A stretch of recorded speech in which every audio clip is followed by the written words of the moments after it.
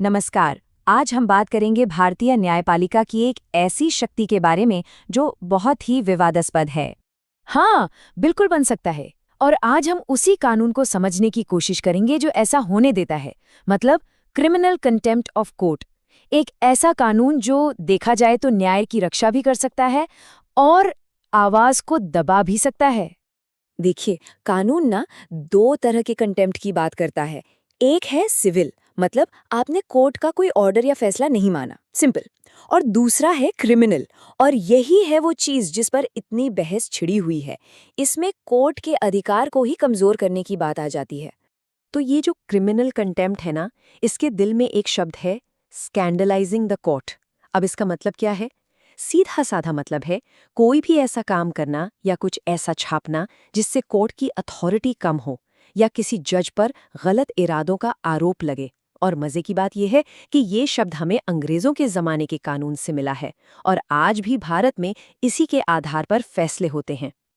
अच्छा, ये सब थ्योरी में तो ठीक है, पर असल में ये काम कैसे करता है? चलिए, इसे समझने के लिए एक बहुत ही हालिया और टेक्स्ट बुक केस देखते हैं। तो बात है 2018 की। साइंटिस्ट और लेखक आनंद रंगनाथन ने कुछ ट्वीट्स किए। ये जस्टिस एस मुरलीधर से जुड़े एक केस के बारे में थे।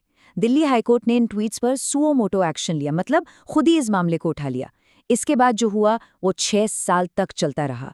रंगनाथन ने माफी मांगने से साफ इनकार कर दिया। उनका कहना था कि ये तो एक जायज आलोचना थी। और फिर 2024 में 6 साल बाद कोर्ट ने ये केस बिना किसी सजा के बंद कर दिया। लेकिन सोचिए, ये जो 6 साल का प्रोसेस था, क्या वो खुद में एक सजा जैसा नहीं है? बिल्कुल, और यही है सबसे जरूरी बात। भले ही केस बंद हो गया, सजा नहीं हुई, लेकिन इन 6 सालों की लंबी कानूनी लड़ाई ने एक बहुत गहरा मैसेज दिया है। इसे कहते हैं चिलिंग इफेक्ट। मतलब जब कोई देखता है कि एक ट्वीट के लिए किसी को 6 साल तक कोर्ट के चक्कर काटने पड़ सकते हैं, तो वो अगली बार कुछ भी कहने से पहले 10 बार सोचेगा। यही है इसका असली असर। अब आप सोच रहे होंगे कि ये तो एक केस है, लेकिन नहीं, आनंद रंगनाथन का मामला अकेला नहीं है। चलिए थोड़ा और पीछे जाकर देखते हैं तो एक पूरा पैटर्न नजर आएगा।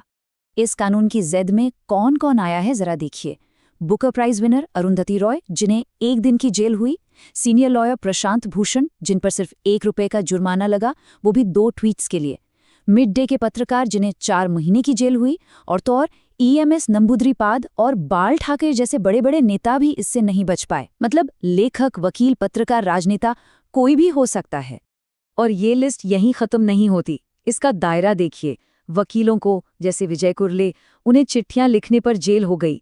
अजय शुक्ला जैसे यूट्यूबर्स को जस्टिस सूर्यकांत के खिलाफ बोलने पर एक्शन का सामना करना पड़ा। और हद तो तब हो गई जब एनसीईआरटी की किताबों के लेखकों पर भी एक्शन हुआ, सिर्फ इसलिए कि एक चैप्टर में जुडिशियल करप्शन की बात थी।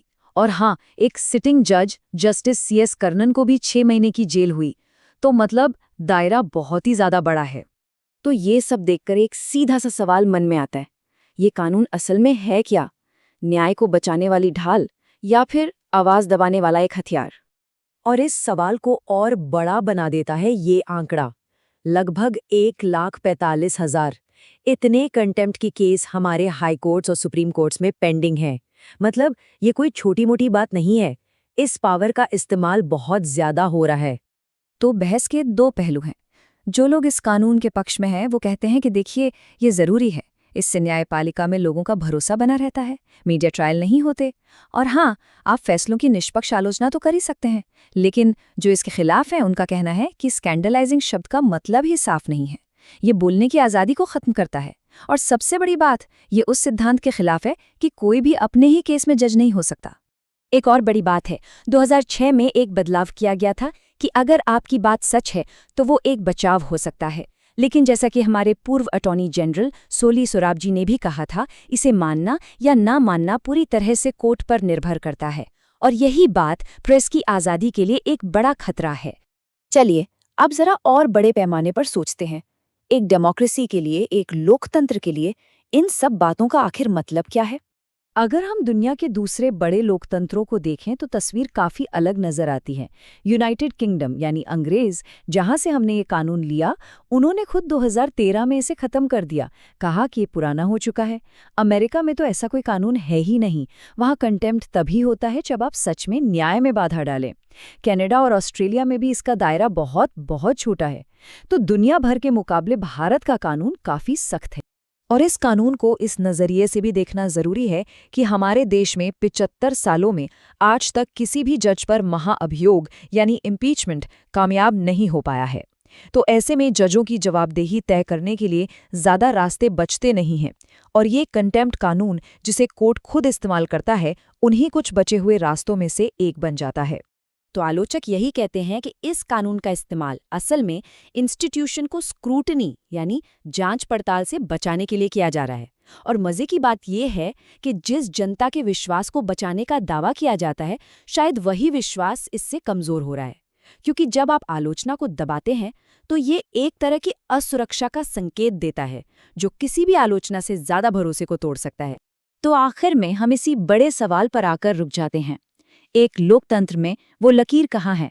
अदालत का सम्मान करने और उस पर सवाल उठाने के बीच की वो पतली सी रेखा। एक देश अपनी न्यायपालिका को बचाने की जरूरत और अपने नागरिकों के सच बोलने के हक, इन दोनों के बीच संतुलन कैसे बनाएं?